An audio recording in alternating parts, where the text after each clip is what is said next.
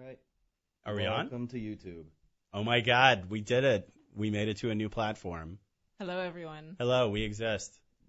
All right, cool. So as you guys can see, Roger is not here today. So the cat. I am not Roger. The cat is away, and we are on YouTube. So this is a brave new world for everybody. But Sam has been very kind to join me on the podcast today. Otherwise, you would have been alone. Yeah, I would have been. Well, Brian is always here to dutifully help me out. We're going to be talking today again about Twitter trolling. There's some more interesting news that came out about that.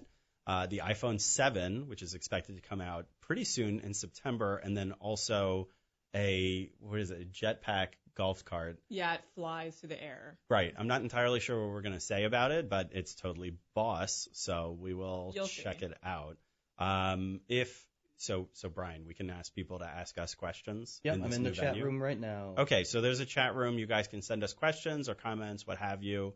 Obviously, we're going to be talking about trolling, so if you guys decide to troll us, fair game. It's pretty much appropriate. That's not very nice, but still entirely expected considering the subject matter. And it's the internet. Right, and it's YouTube. So I guess we can get started. And, yeah, we'll try to answer your questions when we're done with the podcast afterward. So wait 4 minutes. Enjoy. Or 3 minutes and 59 seconds. Right, exactly. Not 4 minutes. Under 4 minutes. Okay. Audio is recording to speed. Let's kick it off in 3, 2. Welcome to the 359, where we talk about the top tech news of the day, plus whatever crap we want to throw in. I'm Ben Fox Rubin. I'm Samantha Rhodes. First up, Twitter trolls. The microblogging site permanently banned one of its most notorious trolls. I'm going to butcher this guy's name, Milo Yiannopoulos. Yeah, Yiannopoulos. He goes by the handle Nero, after he helped lead a Twitter mob against Ghostbusters star Leslie Jones with racist and misogynist tweets. So, Sam, is Twitter actually going to be able to stop this type of trolling from happening? I mean, are they even in control of their own microblogging site?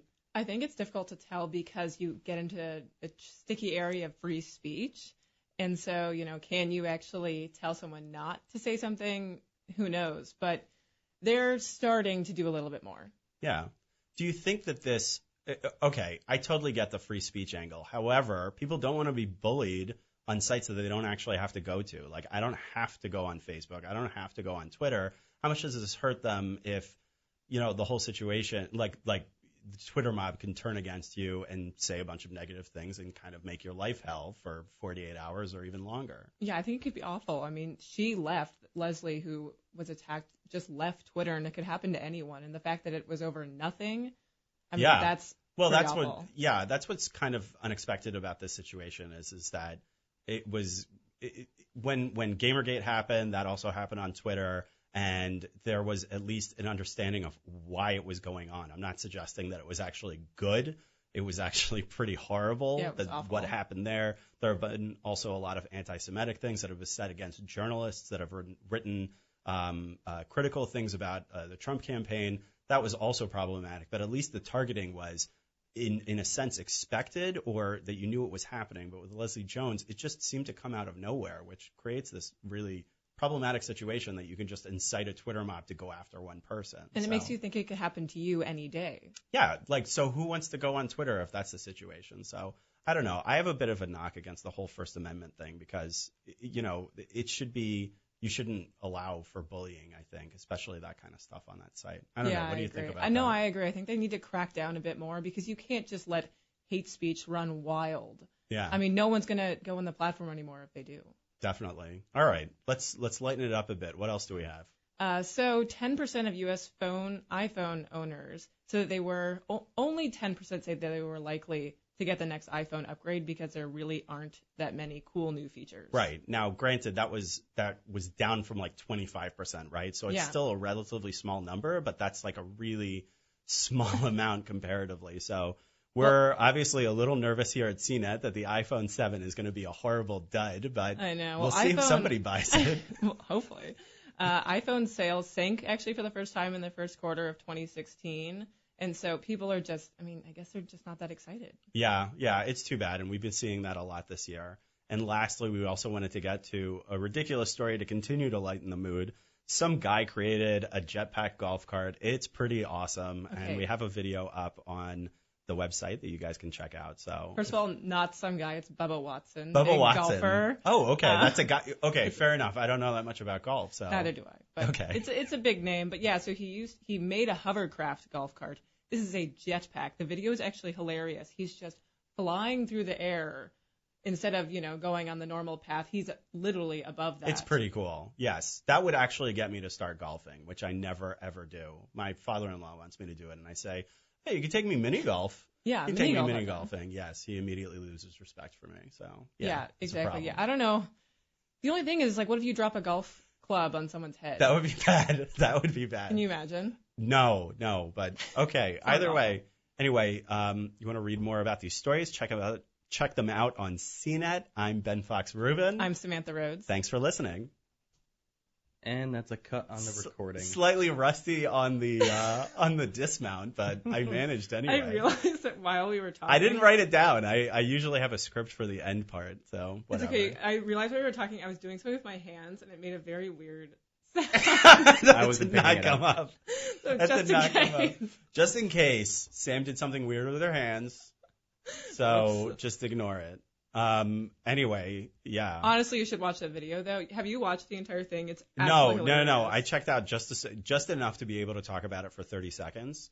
But yeah, I think it's important to mention that YouTube, by the way, I've also seen a lot of really trolly stuff that goes on YouTube. So Yeah. and I think that Google has been trying to improve that situation. I'm not really sure that they have, but YouTube definitely has that reputation too. So it's going to be interesting to see where the line is going to be as far as First Amendment versus, actually getting people to come on, because I think a lot of people like going on Facebook because Facebook is safe for grandma to go. Yeah, And exactly. if I'm going to post a picture of my kids and a bunch of people are going to spout Ugly negative. baby. Yeah, that would be That actually pretty happened. tame. No, that happened to one of our CNET writers. They That said would his be- baby was ugly. On Facebook? No, where was it? I don't know. Oh. I don't know either. Yeah. But yeah, you could just read about that. Okay. Well, that kind of stinks. I That's know. really horrible. So, It's yeah. so sad. But I feel like that happens less on Facebook because we discussed before the show, because your face is on it. Exactly, your face is on it. And on Twitter, it's just, a handle. It could be anyone. Yeah. People knew who Milo was. Anyway, we have questions? Not really. The one thing that happened is the minute we started talking about spam and trolls, somebody just started repeatedly commenting spam. Oh, Spam? Spam. I never said Spam. spam. I said troll. But there might be confusion in the audience right now between what spamming and trolling is, because people are saying yeah, I've got lots of problem with bots. That's a completely no, different thing. that's very different. Trolling Trolling Look, is an if act there's- of human being bad. If there was a troll bot, that would be pretty interesting, actually. I don't think I've ever actually seen one before.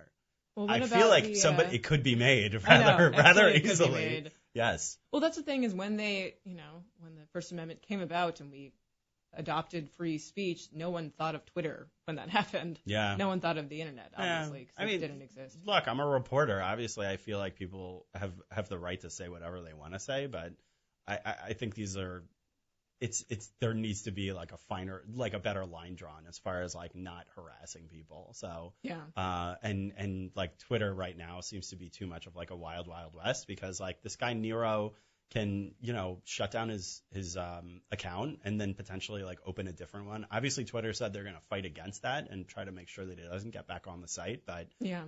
I think it's too easy to create varying accounts on Twitter. And Oh, yeah, you could just keep making them with any handle and any name and any picture and then spew hate speech. I guess so, yeah. And let's try to avoid spamming people if we don't have any other questions, I guess we could call it. I just thought it was funny. It's just really, that's the peak of your creativity, is writing the word spam over and over again. I would have expected somebody to say, I mean, when we talked about Donald Trump on Monday, we got at least we got some penis nice enlargement pill little- ads and stuff. That's what spam's supposed to be. that is definitely Not what just the spam is word supposed to be. spam. Yeah.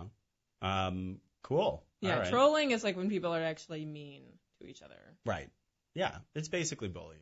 So, all right. Am I supposed to? I have to. Well, somebody says you can say whatever you want, but you don't need a law to tell you that. Twitter did the right thing because that guy just spreads hatred and bigotry. And I think that kind of goes without saying. That was exactly to your point. There's a big difference between having an opinion and just being a jackass. Right. And I'm standing by that word because there's no other word. Like, pure jackassery. I mean, that goes way beyond being a jackass. But yeah. Fair enough. Mean, but there are some other select words that I might not want to say totally under the CNET moniker. I think, look, even more broad than this, it really conveys the fact that, social media is still a very new medium, and it gives people a lot of opportunity to say different stuff. And I think maybe we're still learning how to use the tools properly. Well, what do you think is going to happen first? Is something like the cesspool that is Twitter, to borrow your word, will cave in on itself? Because that's something I saw since day one. It's like it's entirely possible. I mean, I don't think that is out of the bounds of reality. I don't think any of these networks are invincible. Sure, but at the same time, with Facebook, you have an agreement that I'm going to talk to you, or there's I'm going to talk to you. There's a level of transparency. Right, and now you can still skirt around that. People do get bullied on Facebook. But people get bullied in the real world too. Yeah, but it's more like real world bullying. Yeah. I think. I mean, actually, you can't say that because real world bullying could be next level stuff. Yeah, it can be awful. Yeah. But on Facebook, your face is tied to it, and everyone else is seeing your comment with your face. It just makes me wonder why more of these agencies haven't adopted that kind of thing, where there isn't some forced verification. Well, do you think is Twitter going to cave in on itself? Are we going to be forced into this kind of verification, or are we going to outgrow this immature phase? What's going to happen first? I don't know, but I think that the point is that Jack Dorsey, who's the CEO of Twitter, really presents himself as somebody that tries to be very altruistic and positive, and views the world in this very optimistic light. So I would think that he's probably very disappointed that this kind of thing happened to Leslie Jones. He directly reached out to her on Twitter to ask for her to DM him, just to say hey, can we talk, whatever. So I don't think he's happy that that's happening on his medium, and hopefully that means that he's going to make some changes too, because Dorsey has a reputation to maintain as well. So well, he needs to find the answer to the questions that we're currently asking. Yeah, and that's a while running a completely different company too. Yeah, called Square. So this show got good luck, real. Dorsey. Yeah, this shit got real. That's what you get when you have me on. Oh, sorry. All right. That will be a good time for me to end it. If you liked what you saw, comment, check us out on CNET. And now I have to do this thing that Roger always does. We're on TuneIn, SoundCloud, Google Play. Music. Yeah. Google Play Music. I know I got two more. Oh, iTunes. And we're also on our own website, and FeedBurner. And that's it. Check us out tomorrow. I'll be back. And thanks very much.